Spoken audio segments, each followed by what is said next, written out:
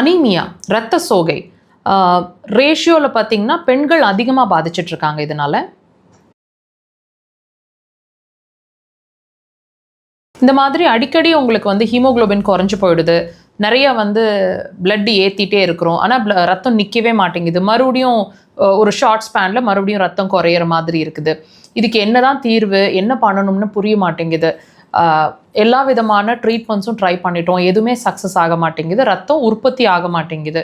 இந்த மாதிரி நீங்கள் சஃபர் ஆகிட்ருக்கீங்கன்னா இந்த பதிவு கண்டிப்பாக உங்களுக்கு ஒரு தெளிவை கொடுக்கும். நீங்கள் ஏன் சஃபர் ஆகிட்ருக்கீங்க, என்ன செய்ய தவறிட்டீங்க, என்ன செய்யணும் அப்படிங்கிறதுக்கு ஒரு கிளாரிட்டி கிடைக்கும். முழுசாக இந்த பதிவை பாருங்கள். அதாவது நாங்கள் ஒவ்வொரு பதிவுலையும் சொல்லிட்டு இருக்கக்கூடிய உங்களுக்கு ஒரு புரிதலை ஏற்படுத்திட்டு இருக்கக்கூடிய விஷயம் அப்படின்றது, உங்கள் உடம்பு உங்களுக்கு சொல்லிட்டு இருக்கிற விஷயம் அப்படிங்கிறது வியாதி இல்லை. வியாதின்ற ஒரு விஷயம் வியாதி உள்ள இருக்கு அப்படிங்கிறதுக்கான ஒரு வெளிப்பாடு, ஒரு சிம்டம் அப்படிங்கிறது தான் நீங்கள் சஃபர் ஆகிட்டு இருக்கக்கூடிய விஷயம். இப்போ வந்து இந்த கண்டிஷன், அதாவது ஹீமோகுளோபின் குறையுது அப்படிங்கிற கண்டிஷனுக்கும் உள்ள ஒரு வியாதி இருக்குது, அதாவது உள்ள ஒரு கண்டிஷன் இருக்குது அப்படிங்கிறதுக்கான ஒரு சிம்டம் தான். நல்லா வாட்ச் பண்ணுங்கள். இந்த மாதிரி ஒரு ஹீமோகுளோபின் குறையிறதுக்கு முன்னாடி வரைக்கும் நம்மளோட ஹீமோகுளோபினை ப்ரொடியூஸ் பண்ணுறதுக்குன்னு சில வேலைகள் நம்ம உடம்புல நடந்துட்டுருக்கோம் இல்லைங்களா, அதுக்குன்னு சில ஆர்கன்ஸ் ரெஸ்பான்சிபிளாக இருந்திருக்கும். அந்த ஆர்கன்ஸ் தன்னோட வேலைகளை சரியாக செஞ்சுட்டு இருந்த பட்சத்தில் நம்மளோட ஹீமோகுளோபினோட லெவல் வந்து நார்மலாக இருந்திருக்கும். இப்போ அந்த ஹீமோகுளோபினோட லெவல் நார்மலே ஆக மாட்டேங்குது, எப்பவுமே குறைவாக இருக்குன்னா என்ன அர்த்தம்?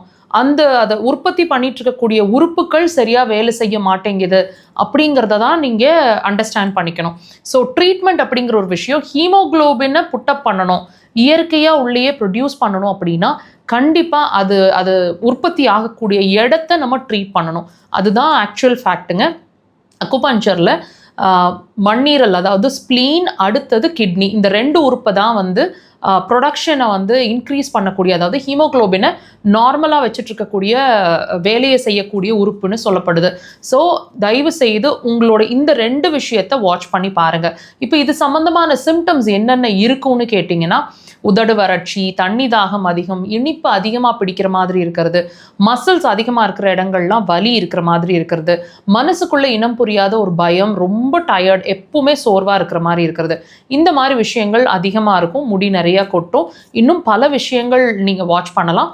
தயவு செய்து அட்லீஸ்ட் இந்த பதிவை பார்த்த பிறகு நீங்கள் என்ன பண்ணணுங்கிறத கிளியராக புரிஞ்சிருப்பீங்கன்னு நம்புகிறேன். அக்குபஞ்சர் அதுக்கு சிறந்த தீர்வாக இருக்கும். கண்டிப்பாக ட்ரை பண்ணுங்கள்.